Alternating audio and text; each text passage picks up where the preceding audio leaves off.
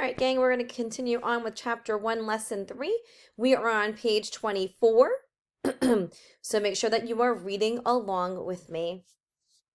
Using resources. So let's just recap what we've read already. We talked about natural resources and the different natural resources that are all over the United States.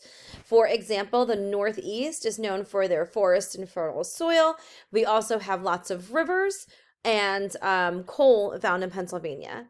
So those are the Northeast natural resources. In the Southeast, they have fertile soil and warm climate, which makes it easy to farm.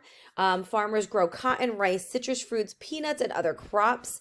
They also have oil, coal, and lumber.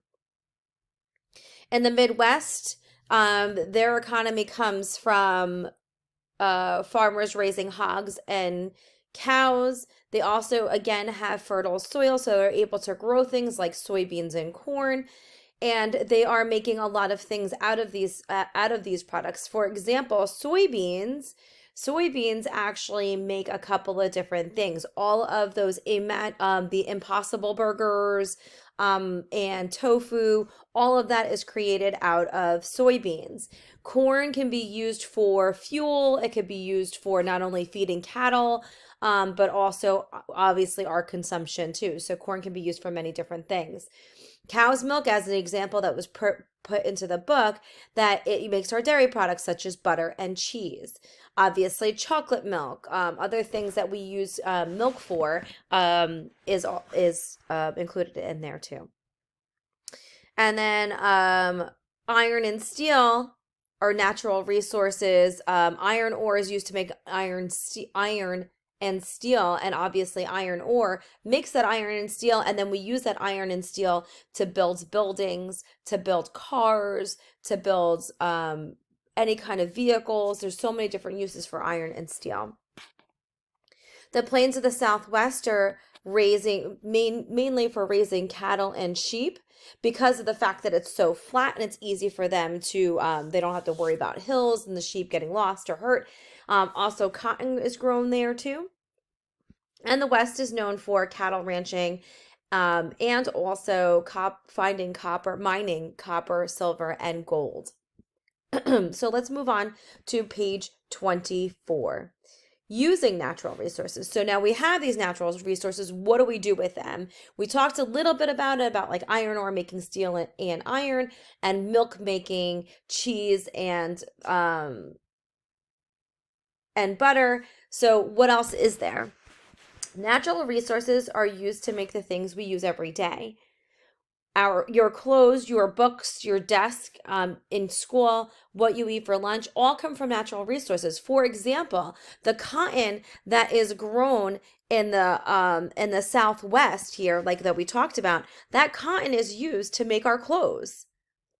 Your books, the trees that are found in the Northeast are used to make our books that we have. Same thing with our desks in school. Now, what ends up happening a lot of times is they're using recycled materials to create these desks and benches and those kinds of things. But again, they still came from somewhere. What you eat for lunch, obviously apples, bananas, grapes, salad, whatever you see in lunch, they all came from natural resources. The bread, obviously, the bread had to be made. You don't grow bread on trees or in a garden. You have to grow the wheat, and when you grow the wheat, that goes through this process of making bread. You guys all remember the little red hen? That's the exact process of how bread is made. They have to thresh the wheat and then take it to the miller, and they mill it into flour, and then the flour is used to make the bread. So for example, trees are a natural resource. After trees are cut down, the wood is made into lumber. The lumber can be used to build houses or for other products.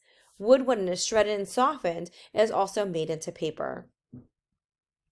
People use capital resources to make products. Now, capital resources are the human-made things that we use to grow or make other things. For example, tools, machines, and buildings are examples of capital resources. So we use that steel and that iron to make those tools, those machines, and those buildings. So those are capital resources.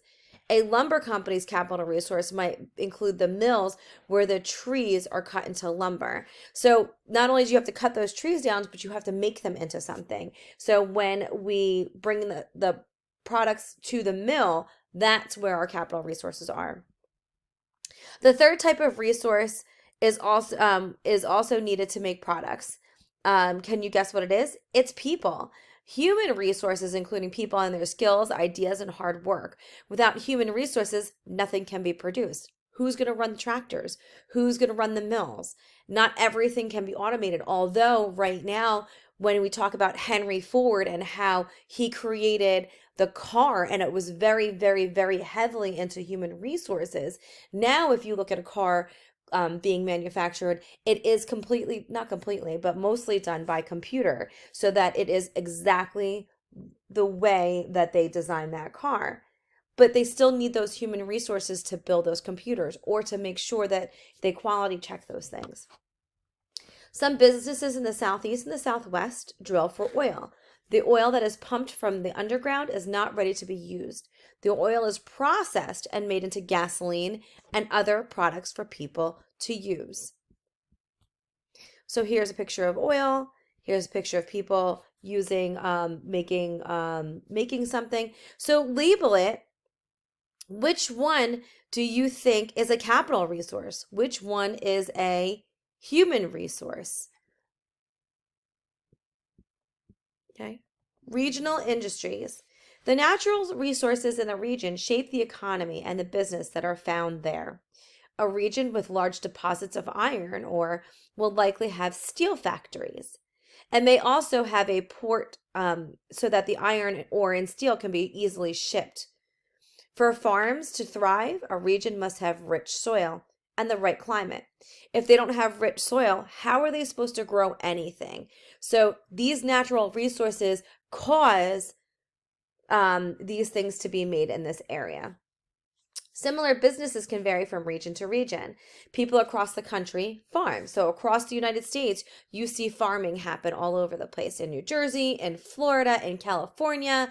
So you have California oranges and Florida oranges. Just because they're both from two different places, they're still oranges, but they could be grown throughout the entire year. However, what they grow differs from one place to another. In one part of the Southeast, the soil and warm climate are good for growing citrus trees. Here, the trees grow through much of the year, and the winters are not too cold. In the Midwest region, however, the soil and climate are better for growing crops such as corn and soybeans.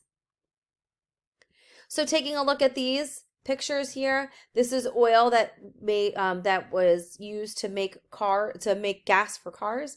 And what do you think this is a picture of? What do you think that would be a good example of what they're doing? So go ahead and go to your notes pages and take a look at the notes pages and try to fill them out to the best of your ability.